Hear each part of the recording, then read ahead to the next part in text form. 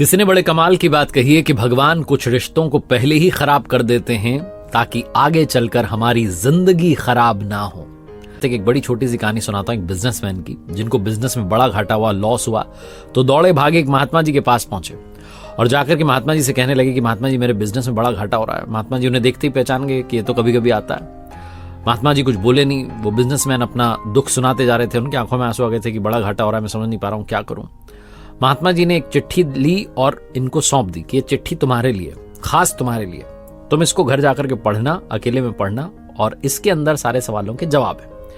वो व्यक्ति वो चिट्ठी लेकर के घर आ गया, इंतजार तो हो नहीं रहा था, दौड़ा भागा अपने कमरे में और जाकर के पढ़ने लगा कि क्या लिखा है। उसमें लिखा था, मेरे प्रिय, जब तुम सुबह जागते हो तो मैं तुम्हारे पास ही खड़ा होता हूं। मुझे लगता है कि शायद तुम मुझे याद करोगे, मेरा ध्यान करोगे, मुझसे बात करोगे, लेकिन तुम अपने कामों में बिजी हो जाते हो।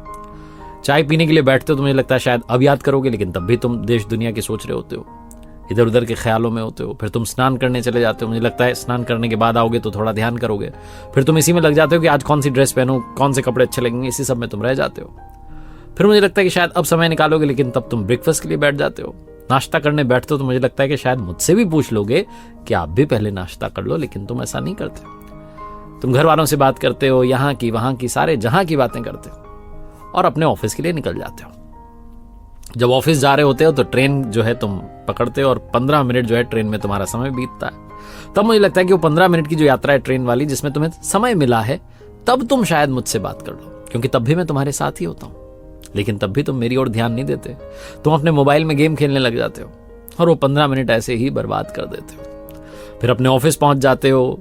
ऑफिस में मुझे पता है कि तुम बिजी रहते हो, लेकिन वहां भी तुम अपने लिए 15 मिनट और निकालते हो, जिसे तुम मी टाइम कहते हो, जिसमें सिर्फ तुम अपने लिए समय बिताते हो। लेकिन तब भी तुम अपने चैम्बर में बैठ करके, अपने कैबिन में बैठ करके बस ख्यालों में डूबे रहते हो इधर उधर के, मेरे बारे में तो सोचते ही नहीं। जब तुम ऑफिस से शाम में रवाना होते हो तो मुझे लगता है कि शायद संध्या काल में तुम्हें मेरी याद आएगी, ध्यान करोगे, क्योंकि मैं तो तुम्हारे साथ उस समय भी होता हूं, लेकिन तब भी तुम मेरा ध्यान नहीं करते। घर आते हो तो मुझे लगता है कि शायद अब 2 मिनट 5 मिनट निकाल लोगे, लेकिन तब भी तुम बिजी रहते हो।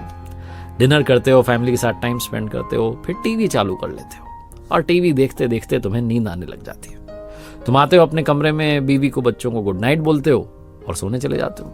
मुझे लगता है कि सोने से पहले जो 2 मिनट नींद नहीं आती, उन विचारों में शायद तुम्हें मेरा विचार आ जाए। तुम मेरा ध्यान कर लो, मेरे बारे में सोच लो, कि पूछ लो कि कैसे हो, अपना हाल मुझे बता दो, लेकिन तब भी तुम मेरा ध्यान नहीं करते और मैं ऐसे ही प्रतीक्षा करता रह जाता हूं।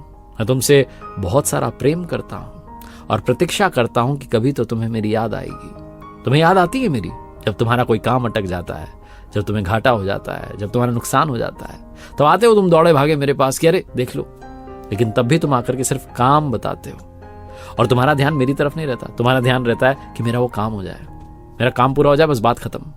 तुम्हारी इच्छा रहती है वो काम पूरा हो जाए, तुम्हें मुझसे मिलने की कोई इच्छा नहीं रहती, लेकिन मैं इंतजार कर रहा होता हूं, प्रतीक्षा कर रहा होता हूं कि कभी तो तुम्हें मेरी याद आएगी और कभी तो तुम मेरे पास आओगे, लेकिन तुम मेरे पास आते ही नहीं। मैं बस प्रतीक्षा ही करता रह जाता हूं। उम्मीद है कभी तो तुम्हें मेरी याद आएगी। नीचे लिखा था, तुम्हारा प्रिय भगवान, ईश्वर, या जो भी तुम जिस नाम से मुझे बुलाना चाहो। ये चिट्ठी पढ़ते पढ़ते वो बिजनेसमैन की आंखों में आंसू आते चले गए, रोते चले गए। दौड़े भागे आश्रम में पहुंचे, महात्मा जी के पास कहने लगे, महाराज आपने आंखें खोल दी, मुझे बता दिया कि मैं क्या मिस कर रहा था। मैं तो भगवान को सिर्फ काम के समय याद करता हूं, हर समय याद कर लूं तो शायद बात बन जाए। महात्मा जी ने कहा, हाँ, वो हर समय तुम्हारे साथ हैं, हर पल तुम्हारे साथ हैं, कुछ समय उनके लिए भी निकालना शुरू करो। चिंताएं कम हो जाएंगी, जीवन में हैप्पीनेस बढ़ने लगेगी।